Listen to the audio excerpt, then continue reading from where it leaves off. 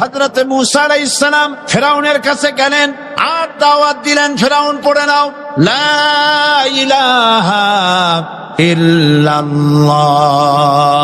ফিরআউন বলেছে মা আলিমতু লাকুম মিন ইলাহিন গায়রি, আমি তো জানি না আমি ছাড়া আরো কোনো ইলাহ আছে, এ কথা আমার জানা নাই, সুতরাং আমি হচ্ছি ইলাহ আর তুমি বলছো লা ইলাহা। তার মানে হচ্ছে ওই সময় পয়গম্বরেরা, আল্লাহর নবীর সাহাবীরা তারা জানতেন যে আমরা কিসের দাওয়াত দেই, আর যারা শুনতো তারাও বুঝতো কিসের দাওয়াত শুনতেছি। তখন হযরতে মূসা আলাইহিস সালাম দিলেন, ফিরআউন বলল আমি তো জানি না যে আমি ছাড়া আরো কোন ইলাহ আছে, আইনদাতা তো আমি, তুমি নতুন কোথা থেকে আইনদাতা নিয়ে আসছো? ফিরআউন বলছে দেখো আমারে বাদ দিয়া যদি অন্য কাউকে ইলাহ বলে তুমি মানো আর সেই শিক্ষা যদি জাতিকে দাও, তাহলে আমি তোমাকে ধরে লাআজআলান্নাকা মিনাল মাসজুনিন, আমি তোমাকে কারারুদ্ধ করব, আমি তোমাকে জেলখানায় ঢুকিয়ে দেব। রাষ্ট্রশক্তি প্রথম বাধা দিল কারা বলেন সবাই? সেই বাধা কি ওখানে শেষ হয়েছে না এখনো আছে? আছে কিনা জোরে বলেন। আমি তোমাকে জেলখানায় ঢুকাবো। হযরতে মূসা আলাইহিস সালাম বলেন ফিরআউন, জেলের ভয় আমি করি না, আমার কি জেলের ভয় দেখায়া লাভ নাই, আমি আল্লাহ পাকের পয়গম্বর হযরতে মূসা আলাইহিস সালাম। ফিরআউনের দলবল আছে, লোক লস্কর আছে, তার অস্ত্রের অভাব নাই। আল্লাহ রাব্বুল আলামিন মূসা আলাইহিস সালামের কাছে একটা অস্ত্র দিয়া দিলেন, দিছিলেন কিনা? আল্লাহ পাক হযরত মূসা কে বলেছেন ওয়া মা তিলকা বিয়ামিনিকা ইয়া মূসা, মূসা রে তোমার হাতে ওটা কি? মূসা আলাইহিস সালাম বললেন এটা লাঠি। আল্লাহ পাক বললেন ফেলে দাও লাঠি, লাঠি ফালায় দিলেন। কি হয়ে গেল? হিয়া হাইয়াতুন তাসআ, লাঠি পড়ে সাপ হয়ে গেল। সাপ দেখে নবী ওলি হোক, সাহাবী হোক আর আলেম হোক, সাপ দেখলে ভয় করে না মানুষের? মূসা আলাইহিস সালাম ভয় পেয়েছে। আল্লাহ রাব্বুল আলামিন হযরত মূসাকে শোনায় দিলেন খুযহা ওয়া লা তাখাফ সানুঈদুহা সিরাতাহাল উলা, ধরো লা তাখাফ, ভয় পেও না। আল্লাহ বলছেন ধরো, ভয় পেও না। ধরার সঙ্গে সঙ্গে স্বাভাবিক অবস্থায় ফিরে আসবে, আবার লাঠি হয়ে যাবে। এখন আল্লাহ বলছেন ধরো। মূসা আলাইহিস সালাম কি ভয় পাওয়া উচিত হবে? মূসা আলাইহিস সালাম কি ভয় পাইছিলেন? কারণ হচ্ছে এই দুশমনের শক্তিটা খুব বড়ই দেখা যায়, মনে হয় যেন অনেক বড় কি জানি কি। আল্লাহ পাক বলছেন ইন্না কাইদাশ শয়তানে কানা দাঈফা, শয়তানের চক্রান্ত যতই তুমি মনে করো অনেক ষড়যন্ত্রের জাল বিস্তার হয়ে আছে, আল্লাহ কয় কিছুই না, দাঈফা অত্যন্ত দুর্বল। আল্লাহ পাক বললেন ধরো। মূসা আলাইহিস সালাম সাপ ধরলেন, সঙ্গে সঙ্গে লাঠি হয়ে গেল। ফিরআউন বরদাস্ত করলো না, রাষ্ট্রশক্তির পক্ষ থেকে আক্রমণ শুরু হলো। অপরাধ কি? মূসা আলাইহিস সালামের অপরাধ কি অপরাধ? মাশাআল্লাহ বুঝতে পেরেছেন। অপরাধ হচ্ছে তিনি বলেছেন লা ইলাহা, জোরে বলেন লা ইলাহা ইল্লাল্লাহ। এই কালেমাকে আজ আমরা ভিক্ষার বুলি বানাইছি। এটা হলো সার্বভৌমত্বের বুলি, এটা হচ্ছে আল্লাহ পাকের সার্বভৌমত্বের কথা। এই কালেমার জাত এর আঘাত পয়গম্বররা মেরেছেন। হযরতে মূসা আলাইহিস সালাম যখন বলেছেন লা ইলাহা ইল্লাল্লাহ, এই ধাক্কা ফিরআউন বরদাস্ত করতে পারে নাই। দরিয়ায় নীলের ভিতরে আল্লাহ পাক ডুবাই শেষ করে দিয়েছেন, দেন নাই?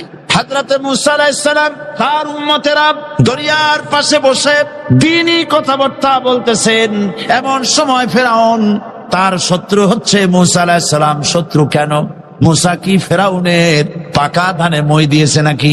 বলেন আপনারা। তার হালের গরু পিটায় মারছে নাকি?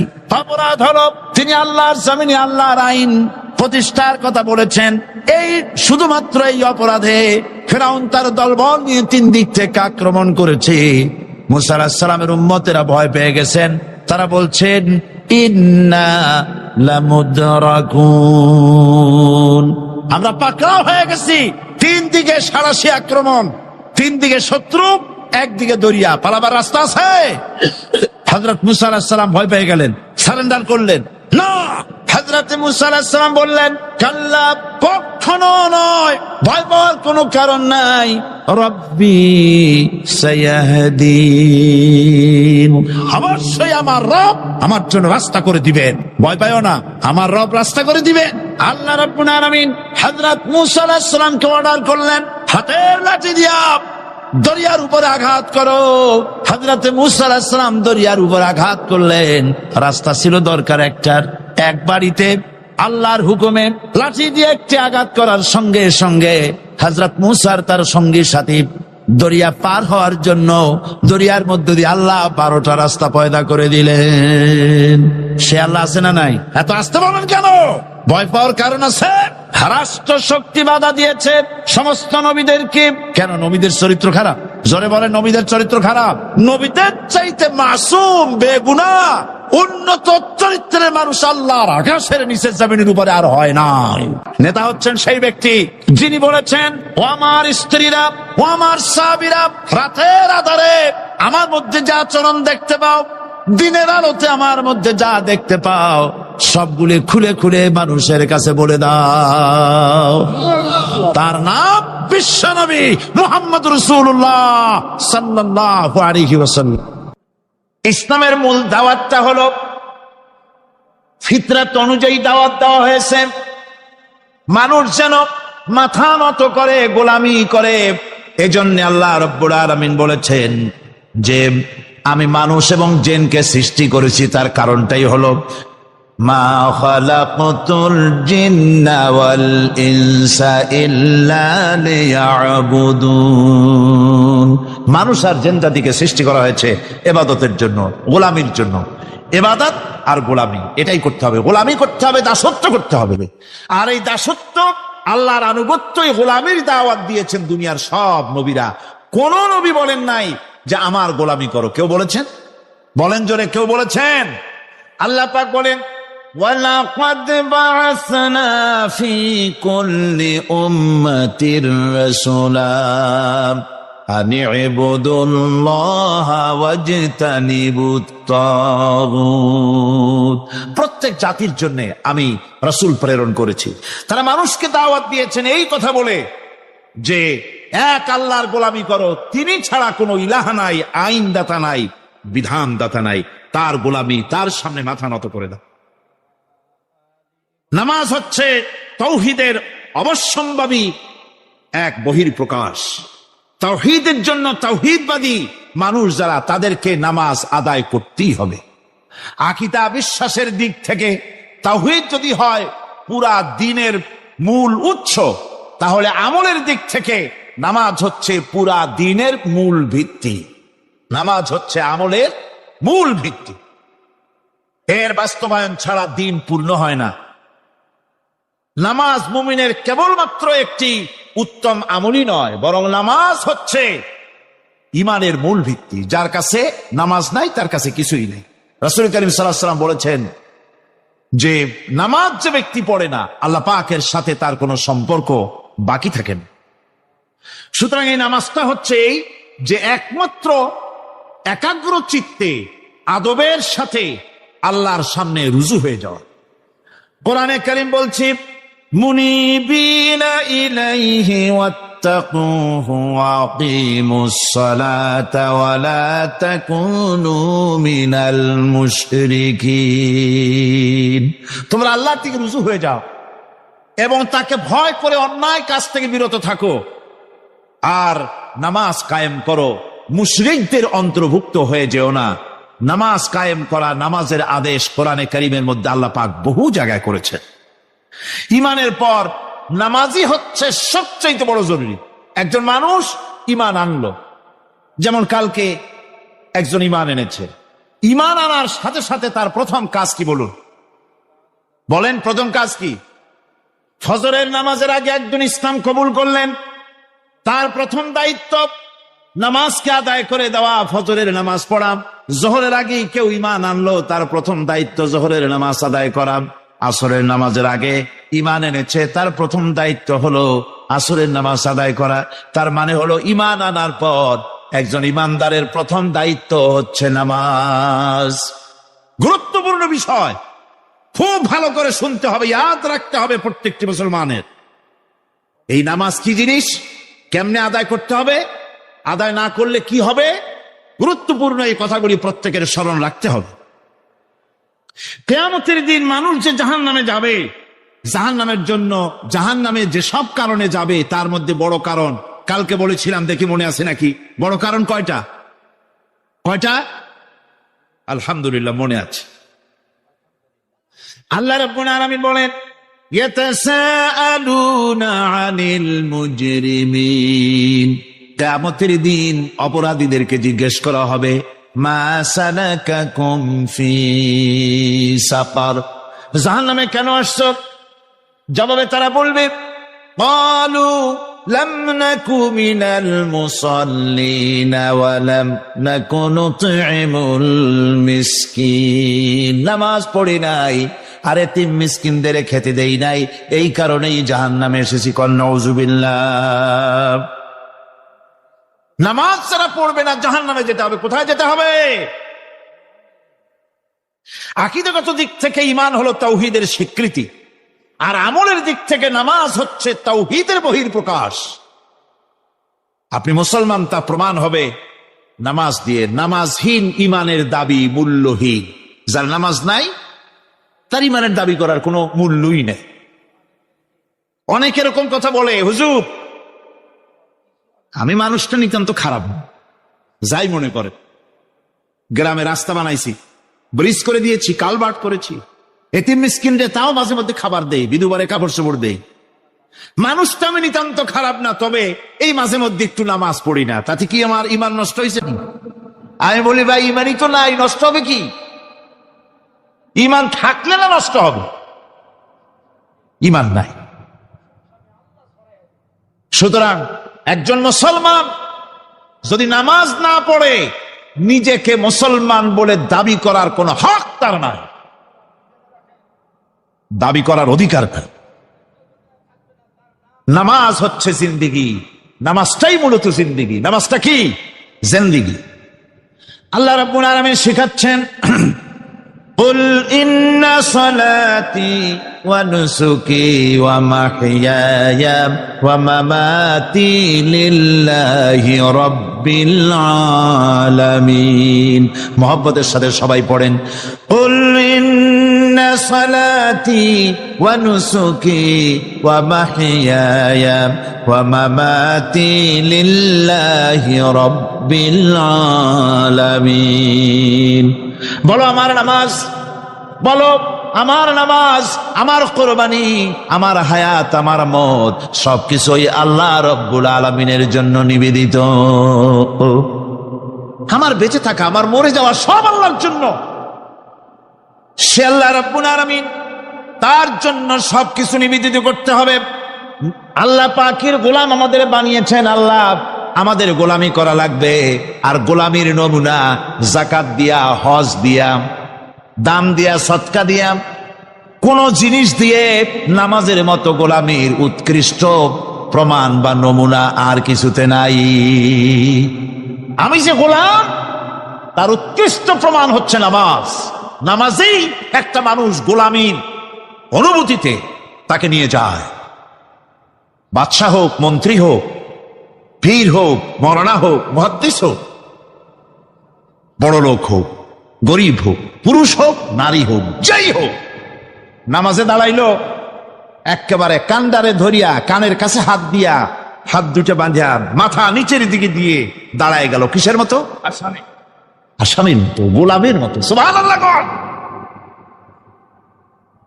এদিক ওদিক তাকাইতে পারবা না, চোখটা থাকবে সেজদা যেখানে দিবা সেখানে। তাকানো নিষেধ, সেজদার দিকে তাকাও। এরপরে যখন রুকুতে গেলেন, গোলামের নমুনা হয়ে গেল। গোলামের এরকম মাথা নিচু করে থাকতে হয় প্রভুর সামনে। গেলেন, রাজা, বাদশাহ, বড় লোক, সব অহংকার চূর্ণ হয়ে গেল। নাক আর কপাল দিয়া আমার মাবুদের দরবারে মাথাটা লাগাই দিলাম জমিনের উপরে। সুবহানাল্লাহ। আমি আমার ভাষায় বলি, আমি আমার ভাষায় কথাটা এভাবে বলি, এই জমিনটা যদি কাগজ হয় আর আমার নাকটার কপালটা যদি কলম হয়, তাহলে আমি যে গোলাম দৈনিক 5 বার আমার নাক আর কপাল দিয়া জমিন নামক কাগজের উপরে দাস খতের উপরে দৈনিক 5 বার নাকার কপাল দিয়া সই করে দেই, আল্লাহ আমি তোমার গোলাম, আর কারো গোলাম নই, আমি একমাত্র তোমার গোলাম। ঘুমের থেকে উঠে সেজদা দিয়ে বলি, দুপুরের সময় কাজ ফেলাইয়া আর একবার বলি, বিকেল আসার আগে আসরে আর একবার বলি, দিন যখন শেষ হয় আর একবার বলি, রাতে যখন শুতে যাই আর একবার সেজদা দিয়া ঘোষণা করি, মাবুদ আমি তোমার গোলাম। সুবহানাল্লাহ। নামাজ হচ্ছে ইসলামের গণ্ডির মধ্যে প্রবেশের প্রমাণ। কোরআনে কারীম বলছে, ফাইন তাবু ওয়া আকামুস সালাতা ওয়া আতাউজ যাকাতা ফাইখওয়ানুকুম ফিদ্দীন। সূরা তওবা এসেছে, তারা যদি তওবা করে আর নামাজ কায়েম করে, যাকাত যদি আদায় করে, তাহলে এখন তোমাদের সে দ্বীনি ভাই, এখন ভাই হয়ে গেল। একটু আগে ছিল কাফের মুশরিক, এখন তোমার দ্বীনি ভাই। দ্বীনের গণ্ডির মধ্যে প্রবেশ করা, কলেমা পড়ার সাথে সাথেই নামাজ। নামাজ হচ্ছে দ্বীনের প্রধান গেট, দ্বীনের প্রধান তোরণ। দ্বীনের মধ্যে প্রবেশ করার জন্য এই গেট দিয়ে প্রবেশ করতে হবে। সুতরাং এই নামাজের এতই গুরুত্ব দেওয়া হয়েছে। ইসলাম যদি ক্ষমতায় আসে, আল্লাহ যেন এনে দেন, জোরে কোন আমিন। ইসলাম যদি ক্ষমতায় এসে যায়, রব্বুল আলামিন তাফসীরে মাহফিল কোরআন সামনে নিয়ে আশা করে তোমার দরবারে দোয়া করি, এই বিশাল জনসমুদ্রের দোয়া কবুল করো মাবুদ গো, এই বাংলাদেশকে ইসলামের দেশ বানাইয়া দাও। দেশটা যদি ইসলামের হয়ে যায়, আইন যদি আল্লাহর হয়, শাসন যদি সৎ লোকেরা করে, রব্বুল আলামিন কোরআন শরীফে বলেন, তাহলে তারা 4টা কাজ করবে। আল্লাযীনা ইম্মাক্কান্নাহুম ফিল আরদ আকামুস সালাতা ওয়া আতাউজ যাকাত ওয়া আমারু বিল মা'রুফি ওয়া নাহাউ আনিল মুনকার। মুমিনেরা ক্ষমতায় এসে প্রথম যে কাজটা করবে, প্রথমে ক্ষমতা এসেই নামাজ বাধ্যতামূলক করবে। প্রথম কি? ওয়াজ নসিহতে অনুরোধ করা হবে না, বাবাজিরা আল্লাহর রাস্তায় নামাজটা পড়ে না। রেডিও এবং টেলিভিশনের মাধ্যমে রাষ্ট্রপ্রধান অর্ডার করে দিবেন, আজ থেকে বাংলাদেশের 12 কোটি তাওহীদি জনতা, নারী পুরুষ যারা আকেল বালিগ, সকলের জন্য নামাজ বাধ্যতামূলক, নামাজ পড়তেই হবে। এটা অর্ডার। বেলা যখন 1টা বেজে যাবে, বেলা যখন 1টা বাজবে, সমস্ত মসজিদে আজান শুরু হয়ে যাবে। আজানের সাথে সাথে অফিস, আদালত, কল কারখানা, ক্ষেত খামার, শিক্ষাঙ্গন সব ডেডলক হয়ে যাবে। আধা ঘন্টার জন্য বন্ধ হয়ে যাবে। যারা মুসলমান অফিসে, কলেজে, ইউনিভার্সিটিতে, সর্বত্র তারা নামাজের জন্য প্রস্তুতি নেবেন। আধা ঘন্টার ভিতরে নামাজ আর খানা সেরে আবার কলেজ চলবে, বিশ্ববিদ্যালয় চলবে, কল চলবে, কারখানা চলবে, ক্যান্টনমেন্ট চলবে, সেক্রেটারিয়েট চলবে, সব আপন গতিতে চলতে থাকবে। আল্লাহর রহমত, বরকত আকাশ থেকে নাজিল হয়ে যাবে। আর এই অর্ডার যে দেওয়া হবে, নামাজ পড়বেন সেখানে। থানায় যখন আজান হবে, থানায় আজান হয়ে গেছে, থানার স্টাফ, পুলিশ যারা আছে জামাতে খাড়া হয়ে যাবে, ইমামতি করবেন ওসি সাহেব। এসপির অফিসে এসপি সাহেব ইমামতি করবেন, ডিসি সাহেব তার অফিসে ইমামতি করবেন, মন্ত্রী সেক্রেটারিয়েট ইমামতি করবেন, প্রেসিডেন্ট বঙ্গভবন ইমামতি করবেন, বিশ্ববিদ্যালয়ের ভাইস চ্যান্সেলরের ইমামতিতে সে জায়গার মুসলমান ছাত্র ছাত্রী, শিক্ষক শিক্ষয়িত্রী এক জামাতে নামাজ আদায় করবে। এই যদি হয় চিত্র দেশের, অপরাধ থাকবে। থানায় ওসি সাহেব নিজেই যদি জামাতের ইমামতি করেন, এইভাবে নামাজ আদায় করেন, পুলিশদের নিয়ে জামাতে ঘুষ আর খাবে তারা? এসপি সাহেবের অফিসে, ডিসি সাহেবের অফিসে মন্ত্রীরা যদি ভাবে নামাজ কায়েম করে, তাহলে কি অন্যায় অপরাধ কিছু থাকবে সমাজে? থাকবে না। সুতরাং নামাজ বাধ্যতামূলক করে দেওয়া হবে। নামাজ বাধ্যতামূলক, সকলকে নামাজ পড়তে হবে। নামাজ হচ্ছে অপকর্মের প্রতিবন্ধক। নামাজ পড়লে অন্যায় কাজ থেকে বাঁচার পর, অন্যায় থেকে বাঁচাই কিসে? নামাজ। আল্লাহ রাব্বুল আলামিন বলেন, উতলু মা উহিয়া ইলাইকা মিনাল কিতাবি ওয়া আকিমিস সালাম ইন্নাস সালাতা তানহা আনিল ফাহশাই ওয়াল মুনকার। হে নবী, এই কিতাব তেলাওয়াত করো যা তোমার প্রতি অবতীর্ণ করা হয়েছে, এই কিতাব তেলাওয়াত করো আর নামাজকে প্রতিষ্ঠা করো। নিঃসন্দেহে নামাজ মানুষকে পাপাচার থেকে বাঁচায়া দেয়। অশ্লীলতা, পাপাচার থেকে মানুষকে বাঁচায় কে? জোরে চিল্লায় কোন কে? নামাজ। এই নামাজ মানুষকে অন্যায় কাজ থেকে বাঁচায় দেয়। নামাজ যে মানুষকে অন্যায় কাজ থেকে বাঁচায়, কেমনে বাঁচায়? আমরা যে নামাজ পড়ি, এই নামাজে তো আমাদেরকে অন্যায় কাজ থেকে বাঁচাইতে পারে না। নামাজি বহুত মানুষ আছে অন্যায় করে, করে কিনা? কন না করে না? করে। নামাজি অথচ অন্যায় করে। আর আল্লাহ বলছেন নামাজিকে, নামাজ তাকে অশ্লীলতা থেকে ফিরায়। তাহলে কথা কারটা ঠিক? আল্লাহটা। জোরে বলেন কারটা ঠিক? অবশ্যই আমার আল্লাহর কথা হক। প্রথম যে কথাটা সেটা হচ্ছে যে আমরা যা নামাজে পড়ি আমরা তা বুঝি না। কথা ঠিক কিনা? আমি যদি এখন প্রশ্ন করি সামি আল্লাহু লিমান হামিদা অর্থ কি, কন? ফার্স্ট ডিভিশনে কয়েকটা লেটার নিয়ে ফেল করবেন, এরকম লোক আছেন না নাই? সুবহান রাব্বিয়াল আলা অর্থ কি জানি না। সুবহান রাব্বিয়াল আযীমের অর্থ কি জানি না। দোয়া কুনুত অর্থ কি জানি না। তাশাহুদ অর্থ কি জানি না। সূরা ফাতিহার অর্থ কি জানি না। এমন কি উযুর মধ্যে কয়টা ফরজ তাও অনেকের জানা নাই। কথা কি বেশি বললাম না ঠিক বলছি? একজনের জিজ্ঞেস করলো, মিয়া উযুতে কয় ফরজ? ভাই হুজুর কি মনে করেন যে বুঝি জানি না? এটা তো সাধারণ ব্যাপার, বলেন না কয় ফরজ? উযুতে তো 17 ফরজ। কি কি কয়? হাত ধোয়া, পাও ধোয়া, মুখ ধোয়া, নাক ধোয়া, চোখ ধোয়া, জিহ্বা ধোয়া, মাথা ধোয়া। বলতে বলতে গুনে দেখা গেল প্রায় 19টার মতো বলছে। বলা হলো, মিয়া বললেন আপনি উযুতে ফরজ 17টা, কইলেন আপনি 19টা। কয় হুজুর জানি, আরো বলি না আপনাদের ভয়তে। উযু জানে না, নামাজ জানে না, তাকে এই নামাজ কেমনে ফিরাবে অন্যায় কাজ থেকে? কথা বুঝতে পেরেছে? নামাজে আল্লাহু আকবার বললাম, এরপরে সানা পড়লাম, তারপরে সূরা ফাতিহা পড়লাম। সূরা ফাতিহার ভেতরে যে সমস্ত কথাগুলি বললাম সেই কথাগুলি বুঝি না, কি বলেছি তাও জানি না।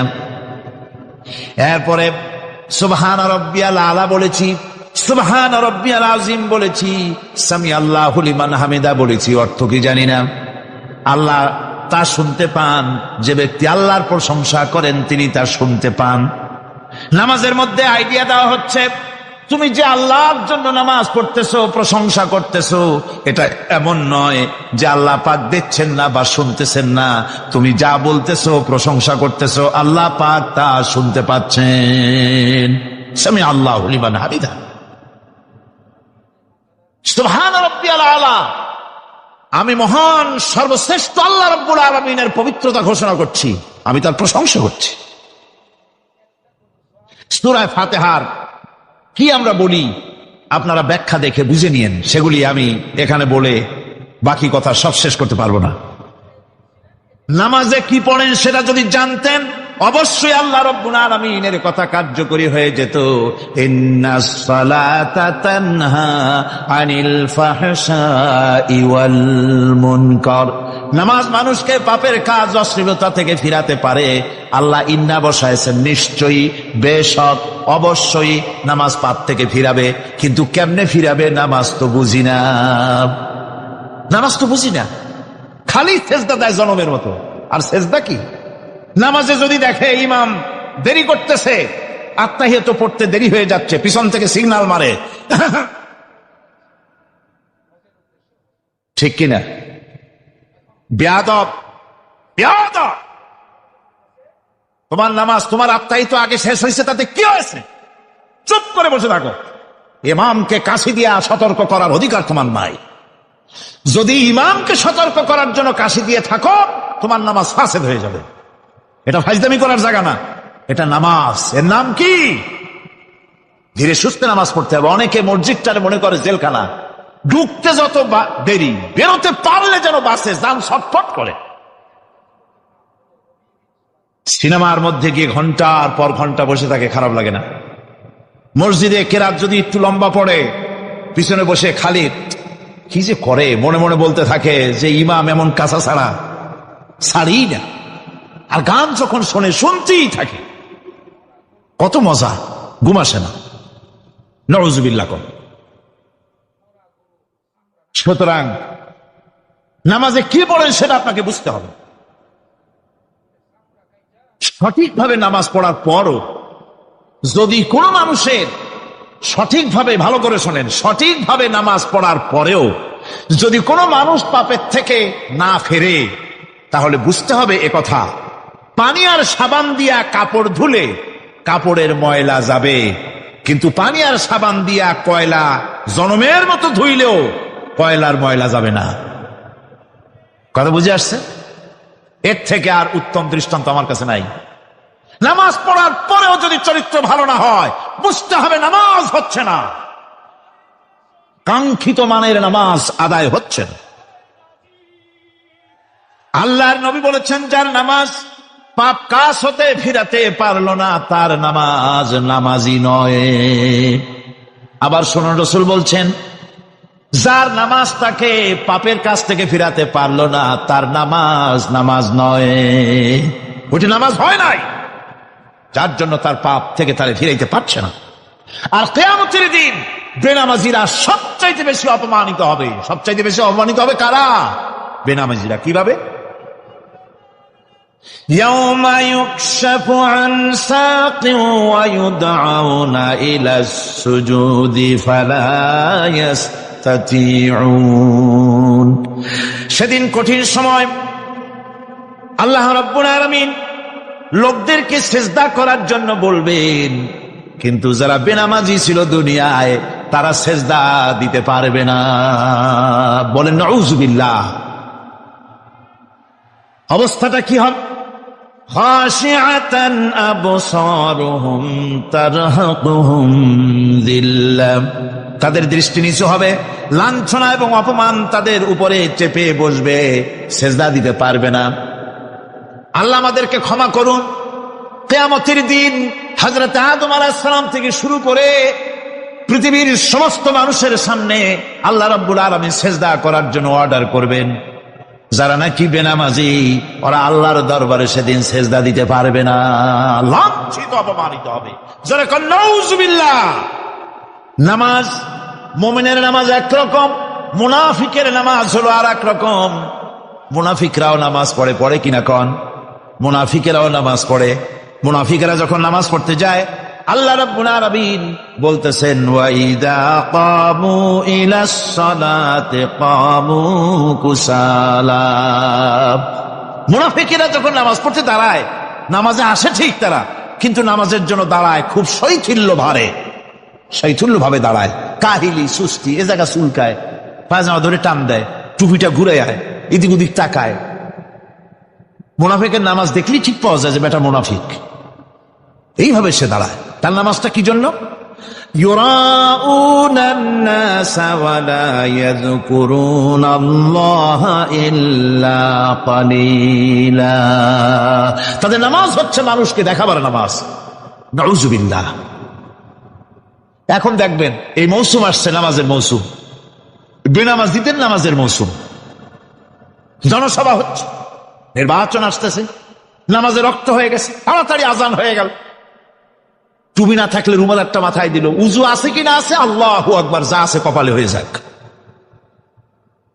মানুষকে দেখাবার জন্য এরা নামাজ পড়ে। এরা আল্লাহর শরণার্থে নামাজ খুব কম লোকই পড়ে। এরা হচ্ছে মুনাফিক।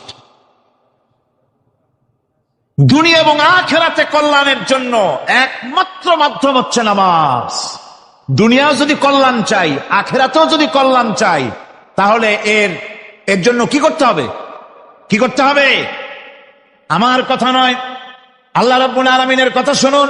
রব্বুল আলামিন বলেন, ক্বাদ আফলাহাল মুমিনুন الذين هم في صلاتهم خاشعون والذين هم للزكاة فاعلون والذين هم لفروجهم حافظون নিশ্চিতভাবে সেই সব মুমিন কল্যাণ লাভ করবে নিশ্চিতভাবে তারা হচ্ছে ওই সব লোক যারা নিজেদের নামাজ ভীতি মিশ্রিত বিনয় ভাবে ভীতি মিশ্রিত অবস্থায় বিনয়ের সাথে যারা নামাজ আদায় করে, যারা বেহুদা কাজ থেকে বিরত থাকে, যারা যাকাতের পন্থায় কর্মতৎপর হয়, আর যারা নিজের লজ্জাস্থানকে হেফাজত করে।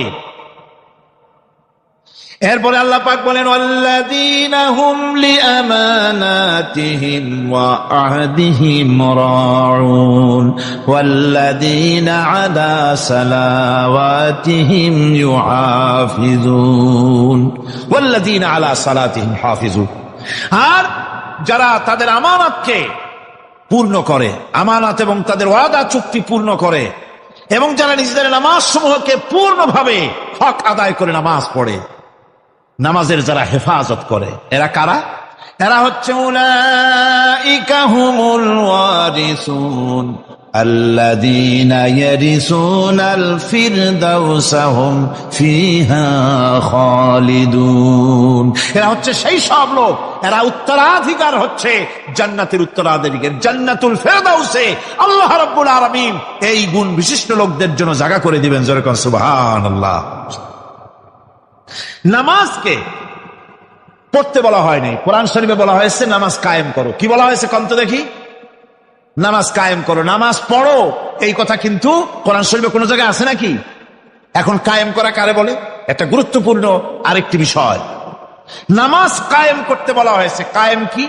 কায়েমটা হচ্ছে দৃষ্টান্ত স্বরূপ বলা যায় যে জিনিসটা সমাজে প্রতিষ্ঠিত আছে ওইটারে বলে কায়েম হওয়া, আর যেটা প্রতিষ্ঠিত নাই ওটা কায়েম নাই।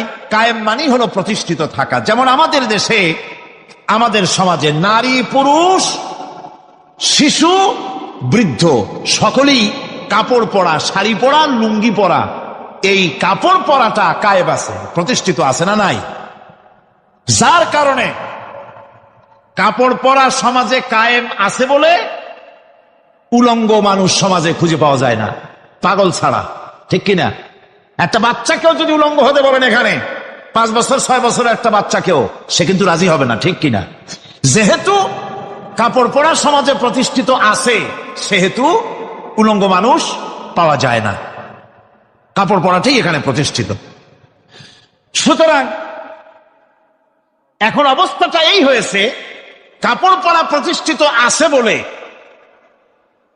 কোন উলঙ্গ মানুষ এসে যদি এই মঞ্চে দাঁড়ায় আর বলে আমাকে একটু বক্তৃতা করতে দেন, আপনারা কি করবেন? মঞ্চে তো উঠতেই দিবেন না। উলঙ্গ মানুষ যদি কোনো চাকরি নিতে যায় ইন্টারভিউতে, তাকে লাইনে দাঁড়াইতে দেবে? দেবে না। এমন কি উলঙ্গ হয়ে যদি বাড়িতে প্রবেশ করে তার বউ দূর দূর করে তাড়ায় দেবে। ঠিক কিনা? যেহেতু সমাজের ভিতরে কাপড় প্রতিষ্ঠিত আছে সেই জন্য এই উলঙ্গ মানুষ পাওয়া যায় না।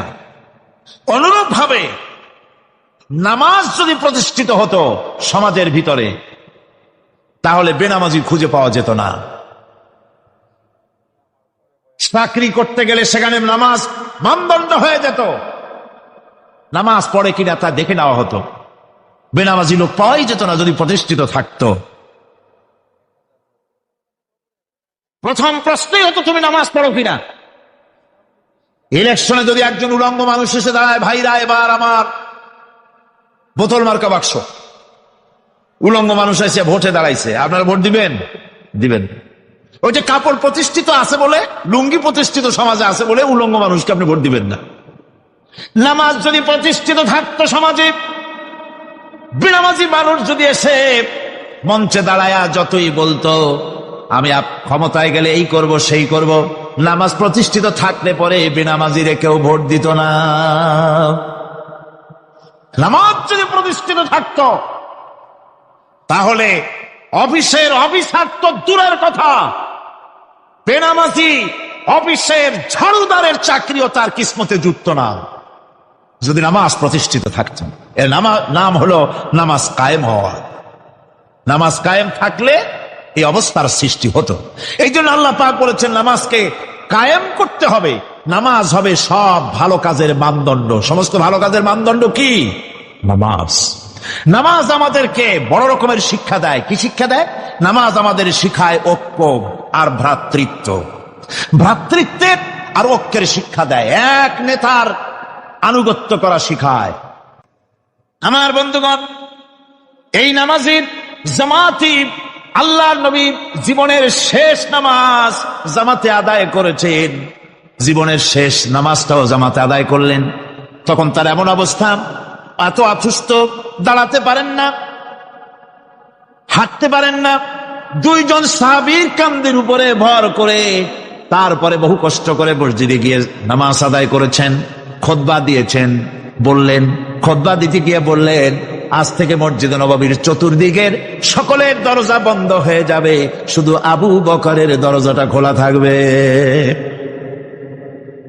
আল্লাহর নবী বললেন, আল্লাহ রাব্বুল আলামিন এই পৃথিবীতে তার এক বান্দাকে জাগতিক সব সম্পদ দিতে চেয়েছিলেন, কিন্তু সে বান্দা সব জাগতিক সম্পদকে উপেক্ষা করে মাবুদের সঙ্গে দেখা করা বেশি জরুরি, বেশি পছন্দ মনে করেছেন।